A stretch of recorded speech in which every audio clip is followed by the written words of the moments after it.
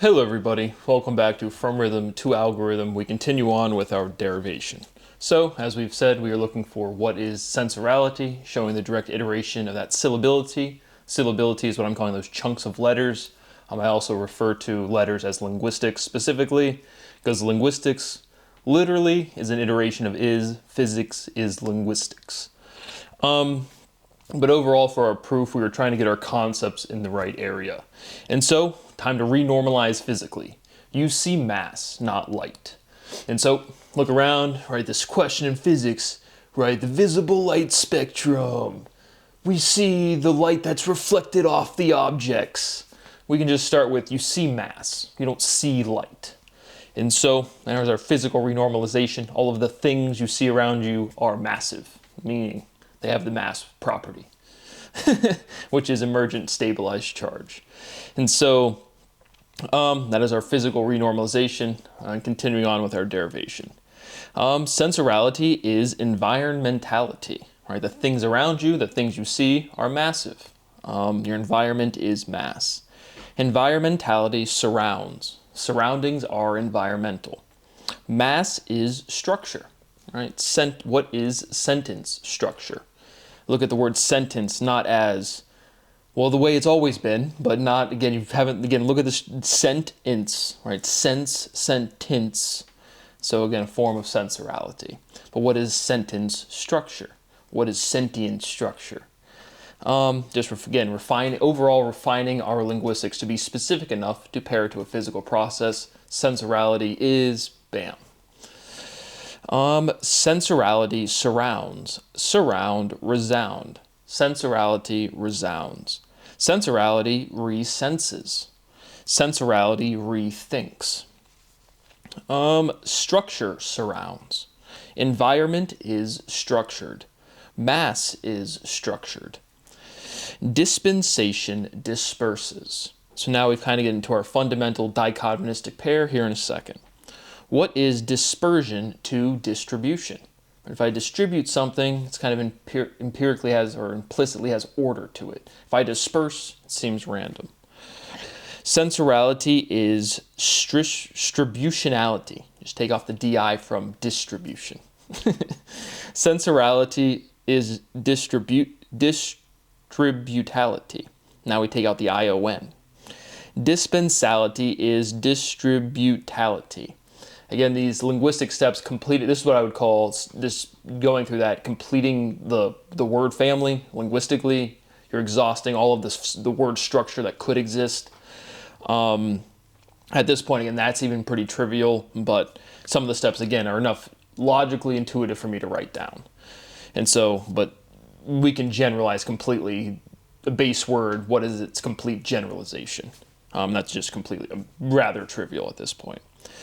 But our dichotomistic pair is dispensality from dispense, which is our national sensorality, dispensorality, dispensality, and then dispersion, dispersality.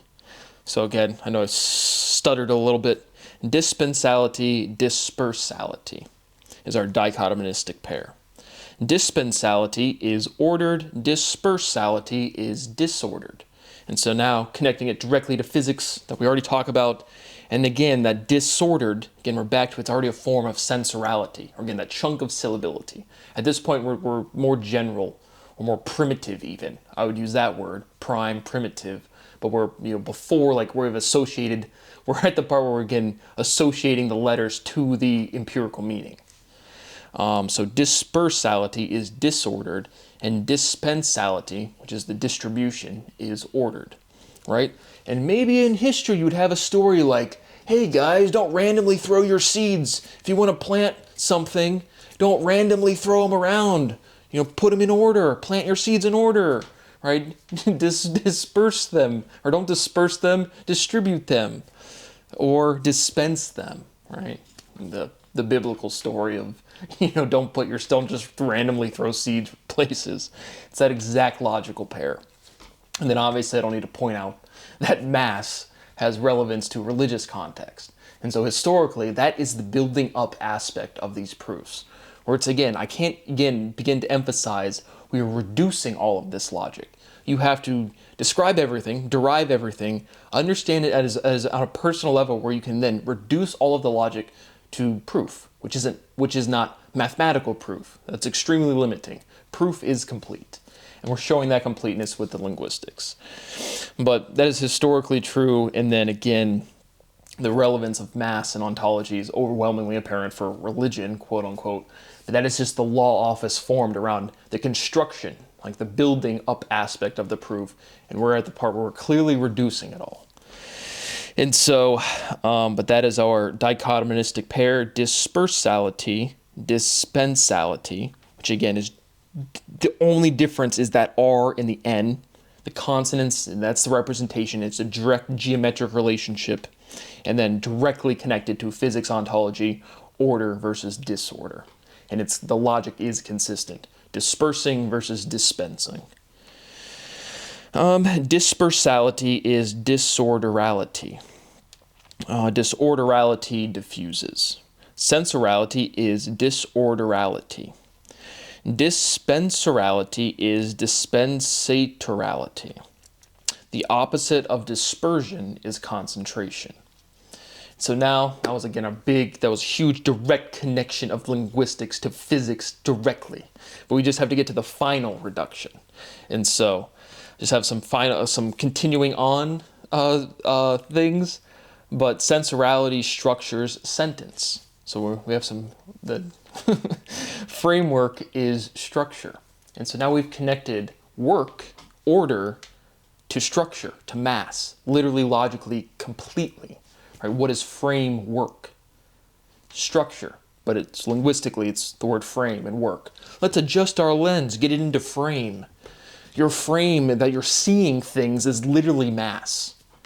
And so now you're locked in. And we just have to reduce this proof by reducing the linguistics, and it will define sensorality axiomatically. Right? That's showing its natural connection, how it's naturally defined.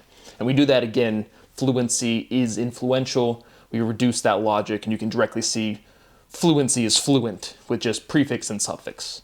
Speciality is special with an ITY. But some final theorems that just popped into my head. Sean Carroll, PhD, is a gay wad. What is a gay wad, you might ask? Well, gay means happy, and a wad is a mass. And so that means he is a happy mass. But Sean Carroll is like a mass growing on a vital organ. And so for our first academic appointment, I have your uniform, Professor. It's got a nice, I think this orange kind of pops. I think it will fit kind of nice with the Johns Hopkins. I mean, that's in Maryland. Johns Hopkins, the Terrapins. Show a little state pride, Professor. I think this will look good on you, man. And so that is what I have for you today. My rights continue to be violated. Article 1, Section 8, Clause 8 of the United States Constitution. And the Fifth Amendment. All I've been asking for is a little bit of money this whole time. And now we've reduced this proof to mass as your surroundings. And it's going to be pretty difficult to prove that one wrong. But regardless, Professor Carroll, if you want to send over your measurements, I can get this tailored up nice to fit nice and snug. But that is what I have for you today. Right? We can limit our spacing. Right? So you can show off your form when you're in jail and drop the soap and have a nice day. But that is what I have for you for right now. Again, we are at the final reduction. And so there'll probably be a double science episode today. Thank you for watching. See you on the next one.